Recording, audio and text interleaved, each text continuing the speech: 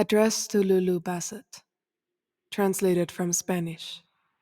Written over newspaper clipping of 1893 hurricane. We would rather stay dead.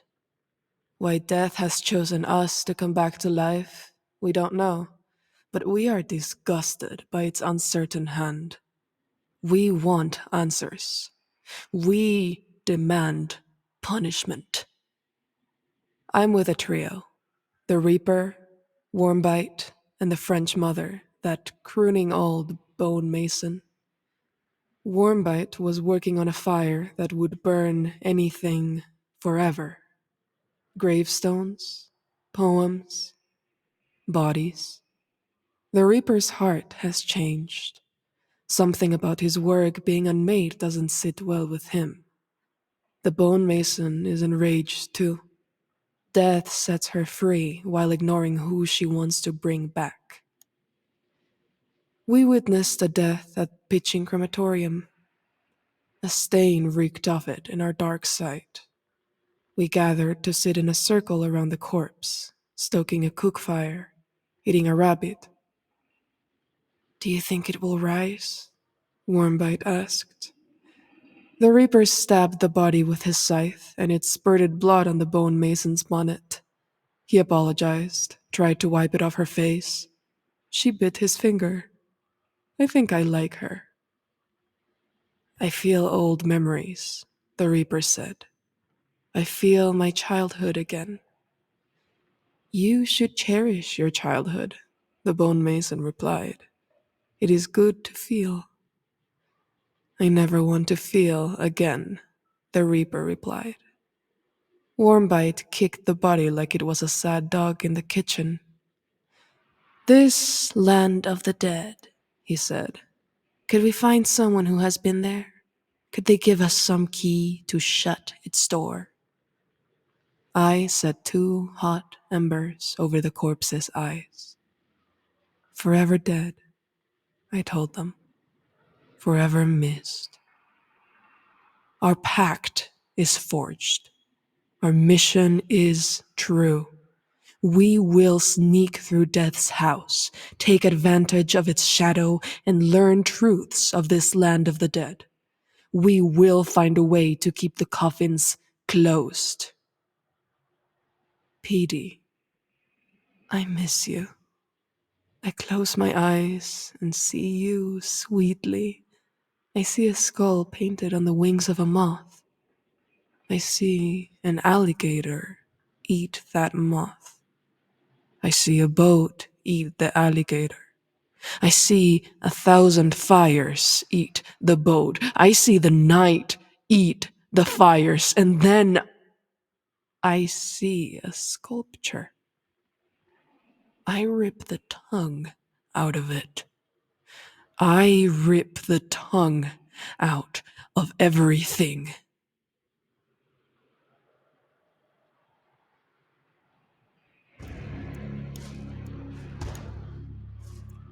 Near illegible text scrawled in boy notebook. Author unnamed. Undated.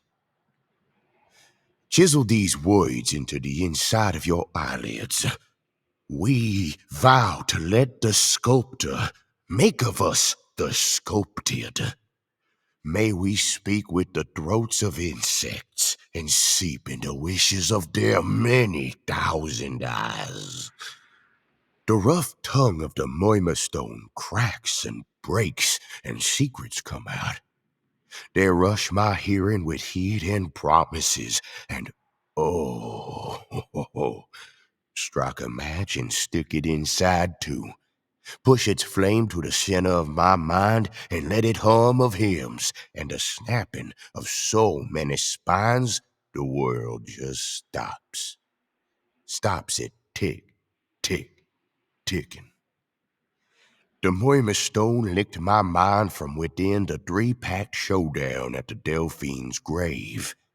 The rock jaw sizzled in sweet black fire with that Gar, queen of the primal, banishing on top of her lizard belly. Those fumbling smugglers rummaged through the Delphine's debris looking for guns and gold. but I found it first. Some ignorant and unblessed call it a relic, trying to sound learned, but us chosen know it as the Murmur Stone, for only we can hear its scripture.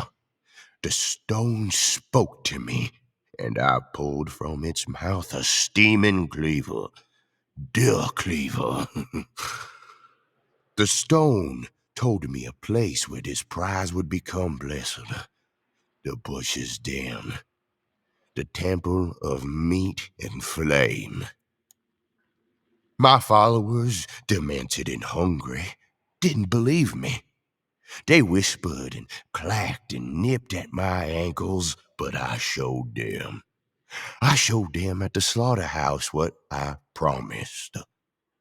Cleaver held to the sky, the divine lightning crashed down on me, burning those who tried to flee, and I breathed them in and turned them into more fire inside the murmur blade. I carried the blazing metal outside, with the true believers kissing my boot prints, and the false believers kissing twice as hard. The inferno unraveled itself as a tornado does. It spread to the soil and trees in search of the land's most precious hidden parts. I will be the edge that pries apart those secrets.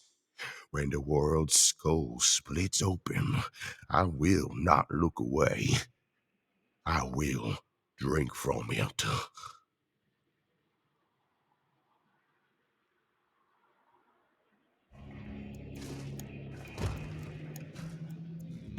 Forestry burn log.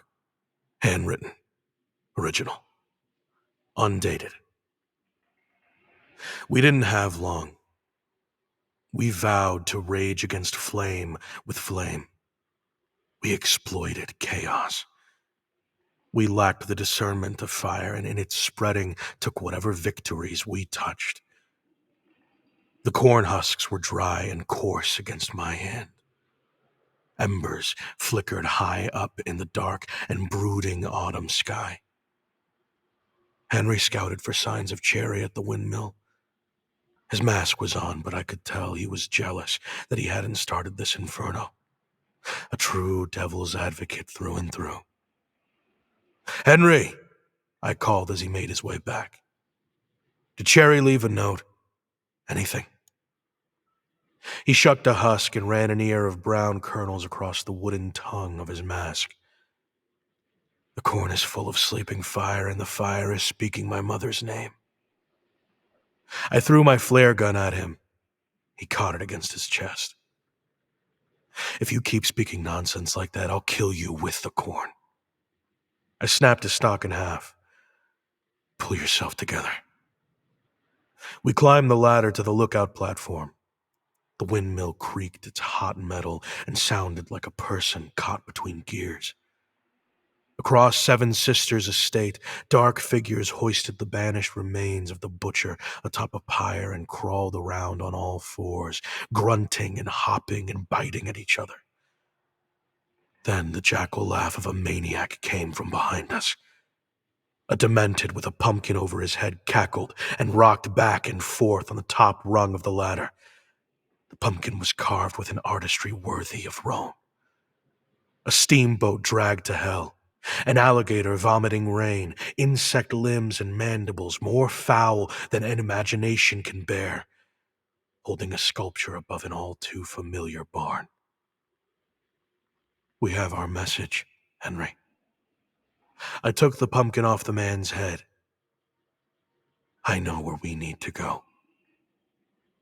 Henry forced the flare gun into the lunatic's mouth and fired. We sat and watched his eyes burn from the inside out, shadows playing against his skull. We sat and watched the devil set loose in the smoke that rose into the sky.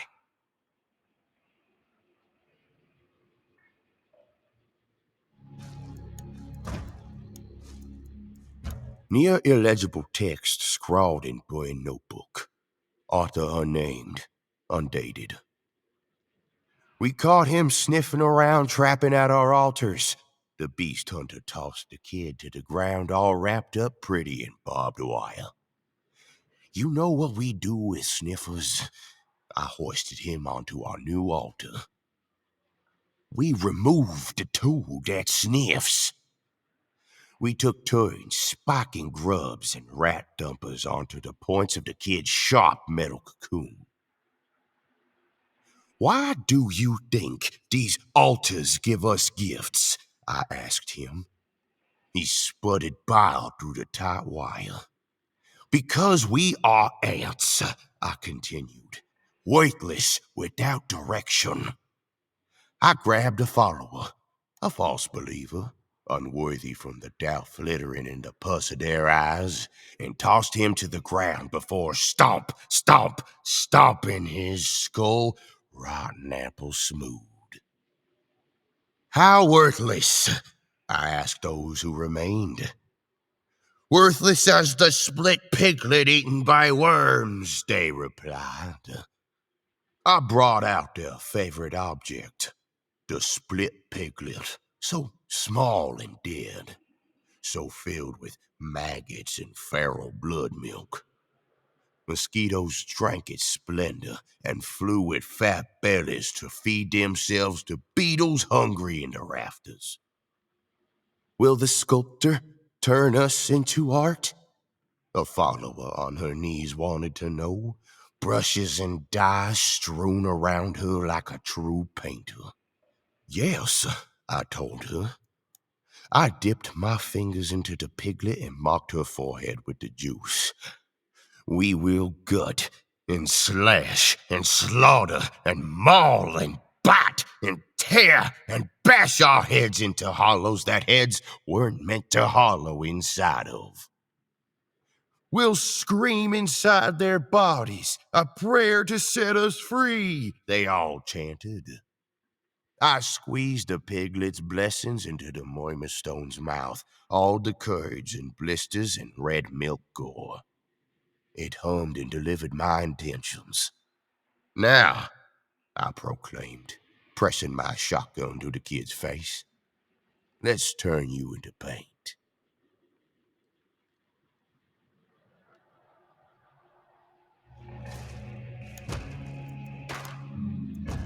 Near illegible text scrawled in bird notebook.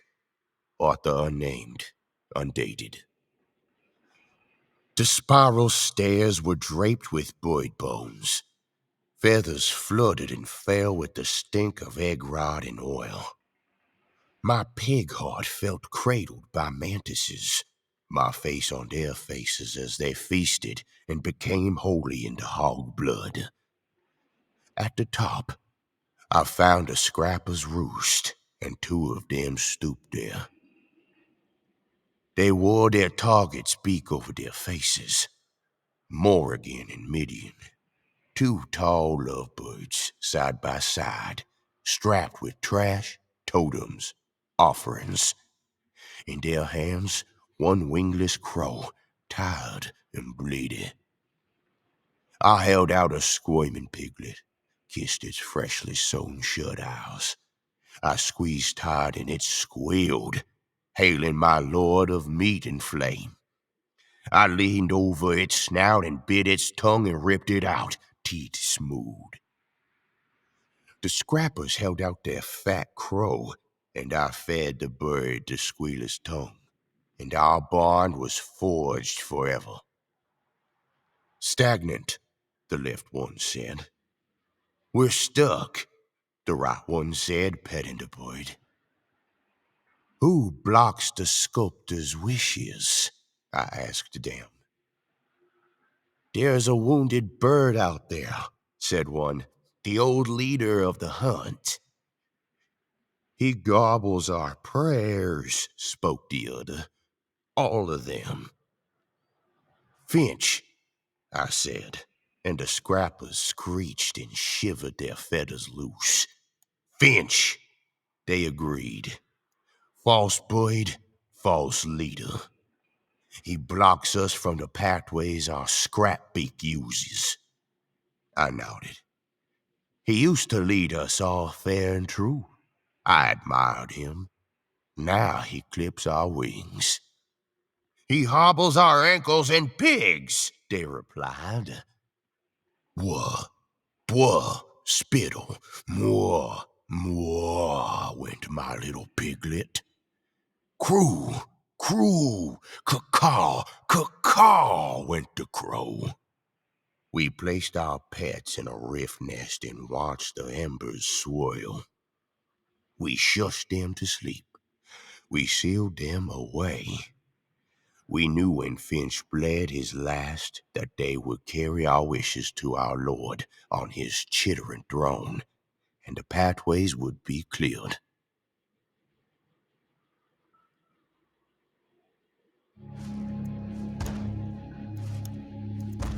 Forestry burn log, handwritten original, undated. Infernals entered the barn one by one, singed and stinking. The fires outside had spread on the wind. The heat had purpose and weight. It was oppressive to the point of darkening the night. I took the pumpkin from my smock and showed them. This is a message from Chary. Private Eye came from the corner and inspected the carvings.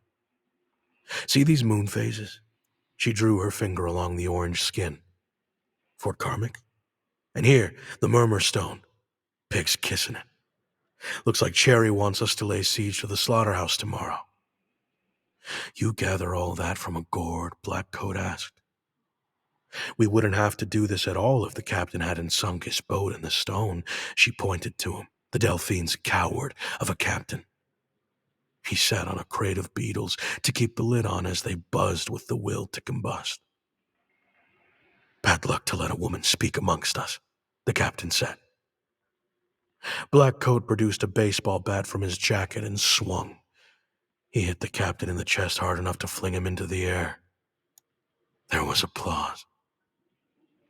Henry sniffed. Wait, what the hell is that smell? There was a sound of muffled screeching. We looked up to the hole in the ceiling and saw pale, gnarled toes curl over the edge of the roof boards. Above them, Monroe and Kane drooled against the harvest sky. Then they dumped a startle hive onto us out of a sack. The bee lady loosed her brood and they poisoned us, killed the fire beetles. We shot open an exit through the barn as the insects exploded. On our escape, I saw a wingless crow riding a piglet's back. Insanity was in for a season, but I knew that all seasons burn at their end.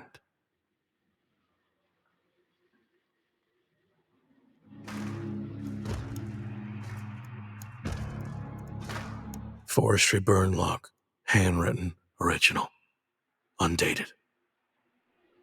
If the demented think they know fire, they're wrong. Yorona and I were in clear sight of the slaughterhouse, and a dozen muzzle flashes winked from the barn roof, the doors, the windows, the piles of rotting swine. We tossed jug after jug of flammables, and each pit of fire was an oasis. Their bullets slipped into us. The flames licked them right back out and blew us kisses. We snaked through the fire break and infiltrated the barn under waves of hot lead. There was chaos inside. Naked men with axes. Naked men with pig heads on fire. I shot blindly into the mess, moved up the stairs and found the murmur stone, enshrined as depicted on the pumpkin, worshipped by pigs. Living ones, dead ones, men sewed inside sow skins too. Yorona used a sticky bomb and leveled the shrine. I grabbed the murmur stone, then ran to the roof. There stood the demented leader, face to face with Chary.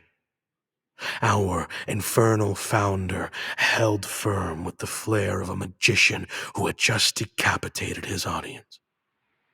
Don't you wonder Chary spoke to the butcher's cleaver.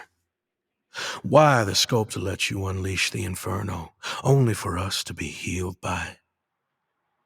The butcher's cleaver roared, not squealed or screamed, but roared. The sound of a stone animal being ripped in two shook the foundations of the compound. Chary stood petrified before such a miracle. I jumped off the roof and retreated with the murmur stone, while the rest of the infernal held off the demented.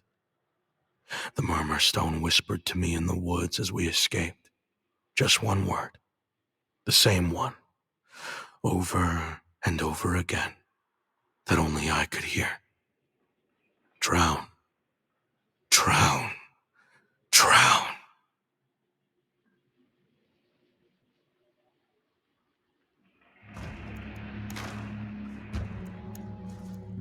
Addressed to Lulu Bassett. Translated from Spanish. Written on a page torn from a ship's logbook. We passed the kid floating at the dock, swaddled in pig meat, straw, and pumpkins. Half his face was gone. The water and mud parted like a mouth and swallowed him away. Our search led us to Mama May, tending a new flower that could give us answers. In the warehouse with catfish chandeliers, we found a board in a planter propped against a tomato trellis. It had a crooked spine grown from it, a skull, and a half-flesh, half-wooden face that blinked at us. This was wreckage from that cursed steamship, this Delphine. Haunted, dreaming dead ship dreams. Mama May buried severed fingers in its soil and left us to interrogate. Give us your name, I commanded. The face spit seawater at me. The bone mason waddled up to the boardman. She pulled a cracker from her satchel and offered it to the thing. It refused. Nothing matters, it rasped. I've sailed winds born from the mouth of death. The reaper took the cracker for himself. Then he crooked his scythe into a soft spot in the board's skull. Lulu, did you know wood can scream? It sounds like piss on dry leaves. Tell us how the ship was hexed, Jellicoe. Warmbite held a work coat, ran his thumb across its name tag. The wood cried. It sounded as pathetic as all men's tears. There is a dead land underwater, the wood spoke. I've been there forever. All dead have too. A storm dragged us there. It's ruled by an insect on the moon with a brain among the stars and a body as hollow as air. I threatened this Jellicoe with a lantern. Is this the truth? We brought a monster on board. We fed it the artifact, the holy stone, the god larva. The ship absorbed us, paddled through death's mouth, and now death is almost out of the kind of dying you wanted to give. Who knows how to break this stone? Warmbite asked. Mr. Finch, the wood replied, coughing up more seawater. We had the stone on board the ship because of him. Drown, drown, drown. Mama May returned with a cart. Time for your pruning, she said, and transplanted the board. She left to the sound of rain on dry leaves.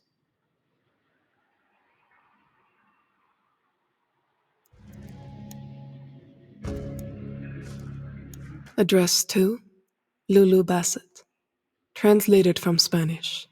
Written on correspondence stock, Elwood Finch, director. We found Finch in a rocking chair at the center of a ruined house. Ruined paintings hung on the wall, rotted for centuries.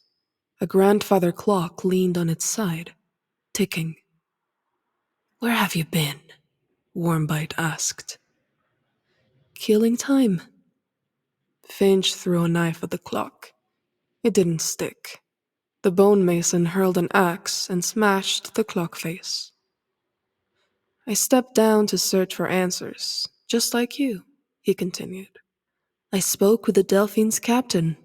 He failed to deliver this murmur stone, and his story is a lie. But he owed me, secured my passage on another ship to the dirty corners of the world. You ran away, the Reaper said.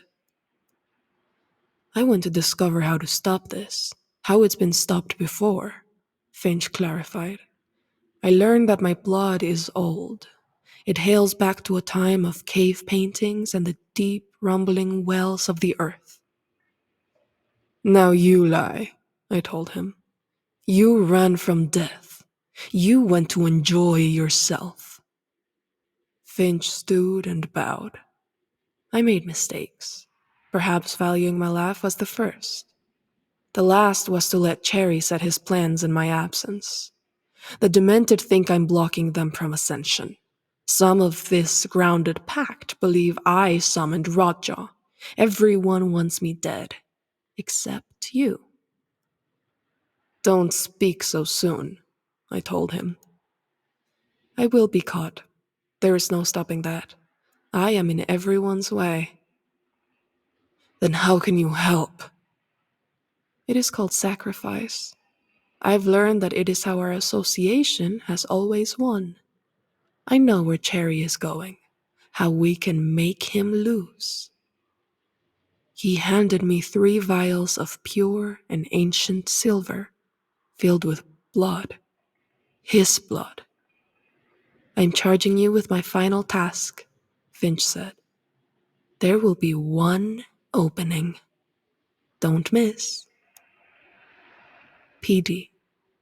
There is a sliver of bullet stuck in my arm from the day you saved me. Sometimes it hurts. Sometimes it's warm. Just wanted you to know, in case I don't come back. I don't think I could ever carry you in any other way. I've etched your name on the vials. You know I never miss.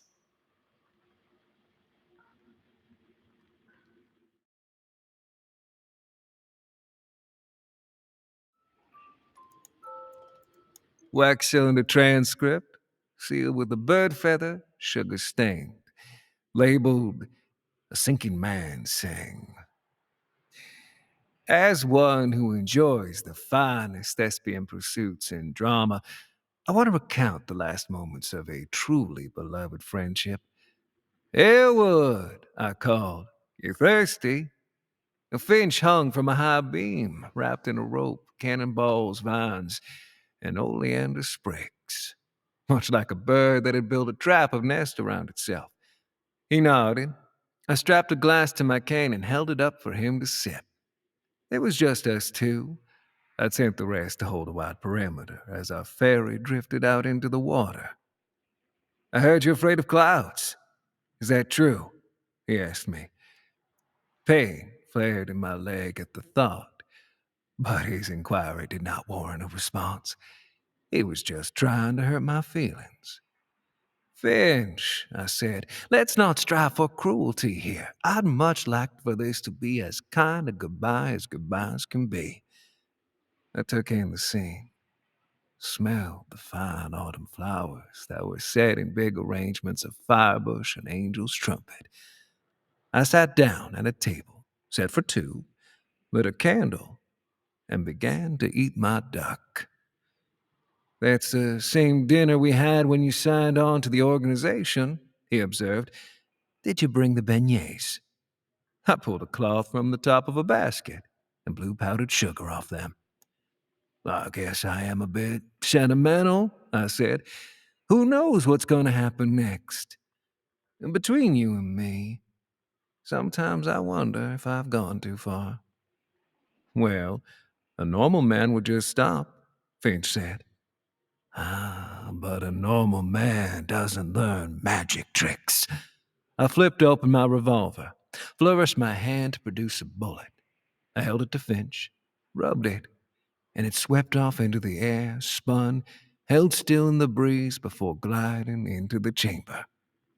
I'd applaud if I could. No need.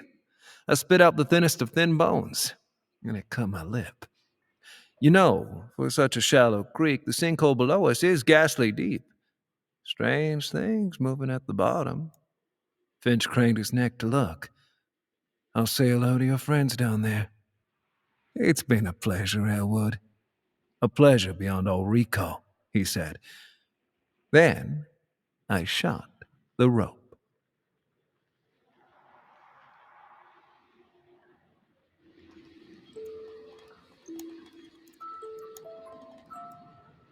Wax cylinder transcript sealed with a cicada husk, labeled The Storybook. Cleopatra pulled a snake from the moon. She rode it for 40 nights, eating men, soldiers, and children who cried when a breast was pulled from their mouths. The Knights Templar were birthed from an enormous witch enshrined by foundation stones. Napoleon's horse, Marengo, had a rib cage that could split open and eat other horses whole. After Bonaparte burned bridges, the stallion could still canter across the ghosts of them. The Murmurstone is a library for such tales.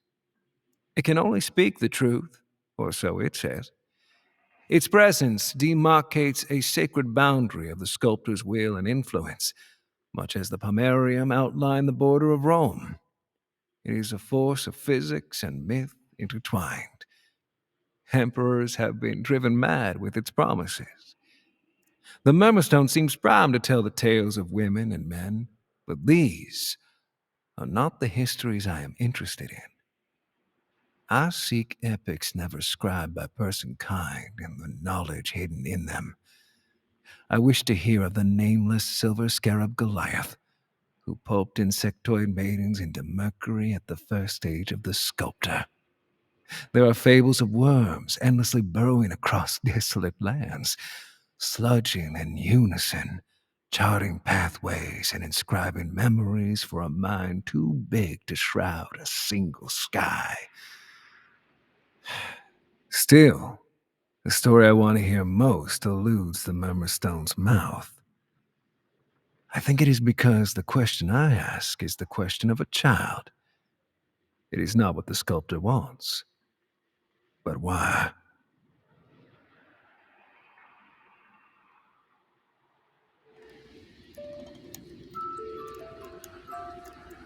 Wax cylinder transcript sealed with a cicada husk, labeled Silver Milk. I shall reenact our reconnaissance to make note of the Demented's care in their rituals. If you're not worried, why are we scouting them so close? Private Eye asked me. We laid atop a berm, watching a trio of Dementeds surround an altar. They placed a dismembered body in the mouth of it. Curious were the ornaments and decorations that covered the remains. Their attempts to divine wishes from their lord were desperate, more intense after losing the Murmurstone. Candace, did you ever travel to the city of Bath? I asked. Once. She looked uneasy. The Roman bathing pools in Bath were used to heat a unique kind of quicksilver, I said. This was used to feed abominations bonded with the sculptor. They used him to summon calamities, overthrow empires. Sounds like conspiracy and hearsay, she muttered, adjusting her scope. Unless the mercury was explosive. There was a sound these creatures made. The sound of continents halving in two. It was a siren, a call to mark the end of an age. I've heard this sound now. I want to see if it is truly time for such a thing to transpire. The trio knelt. A scarecrow rose from a stack of hay by the altar as if freshly given life. It moved, stiff-legged and dry, and slit two of the hunters' throats. The butcher's cleaver emerged from a shadow. Again, the ground trembled. The butcher's cleaver placed the third kneeler inside the altar, and they burst into a pillar of flame and smoke. Far below us, in the land of the dead, I could feel a gurgling, a response. Something was being digested to make room for something new.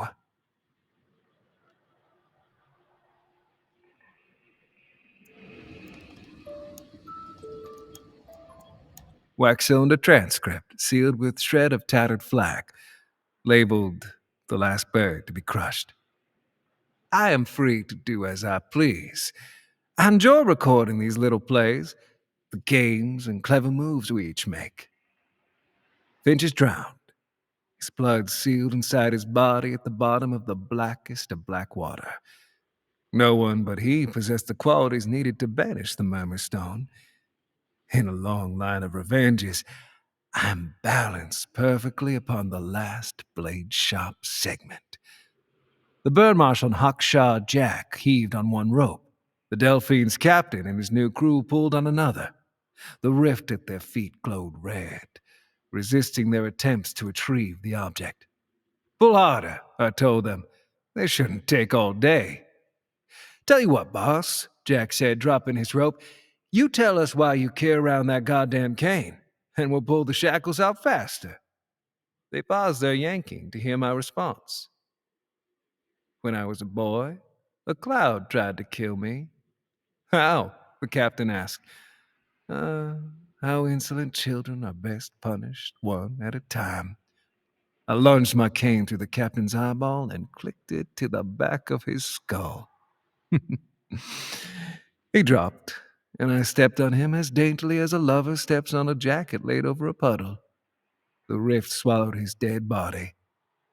"Anything can kill you if it has will and agency," I told the rest. "Now, pull those ropes." They hoisted Rothschild's shackles from the rift, but I did not watch. Instead, I looked to the late November sky and its crimson burning. I hope the sculptor was watching. I hoped it had 1,000 eyes waiting to be stabbed.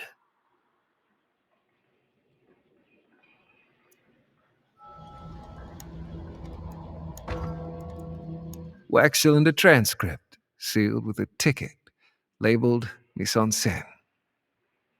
Eventually, we made sense of the captain's map.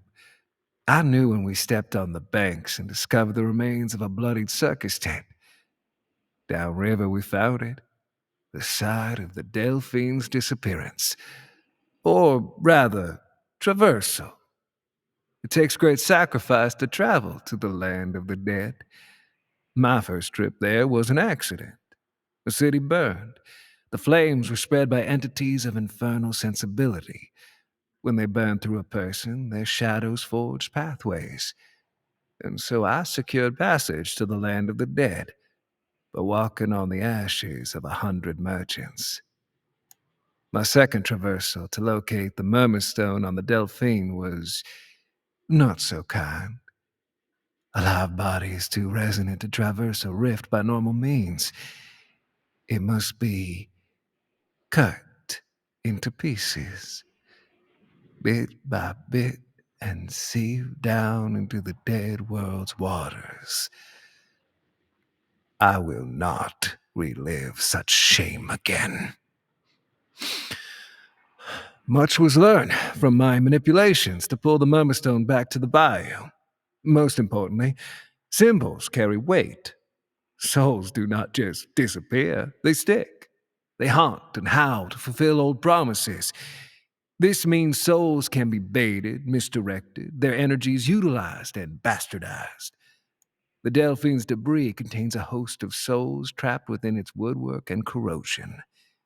We have constructed a stage of its remains to perform our ritual and soften their yearning. A play of sorts must be conducted, each role carefully crafted. Some have taken weeks, some years, some ghosts of time that betray the ever-present eye of the sculptor. To be a member of the audience for this magic show, to see how decayed the rabbit pulled from my hat will be.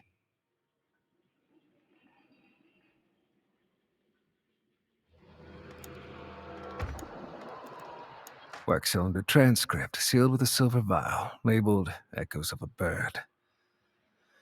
The stage was set. Blackcoat played the role of Finch, kindly strung up from a branch. Private Eye played the steamboat captain, spinning a helm nailed to a tree. Devil's Advocate was dying to play the part of Rothschild, So I let him roam in circles on all fours with his makeshift gator mask. With the symbology complete, I activated the shackles and shoved the murmur stone inside. It was instant, nonviolent. A permanent passageway to the land of the dead was forged. The soul of the navigator existed inside the Delphine's remnants, longing for dead waters. The soul of Finch yearned for the murmur stone, as Rotjaw sought her master as well. These feelings were fueling ley lines. They were so easily baited, molded into spiritual architecture. Then the Death Pact ambushed my achievement. They could have only learned of this site from Finch. Beetles choked the high ground. Wormbite sniped everyone on deck. The Reaper found many soft spots on necks with his scythe. Everywhere that bone mason aimed put a hole in someone. Sofia rose from the creek flotsam, dripping, her skull face looming behind a crossbow. I'm not a coward. I must have sensed a miracle about to unfold because I ducked, and her bolt flew and met the gateway. The silver of its casing should have been stopped by the physics at play. Its metal must have been cursed, blessed, enchanted. I do not know. Because it punctured the veil and splattered red against the Murmurstone's mouth with the bright speckled red of Finch's blood. All I wanted was an easy-to-trod pathway, a personal back door. But even doors can be corrupted, it seems.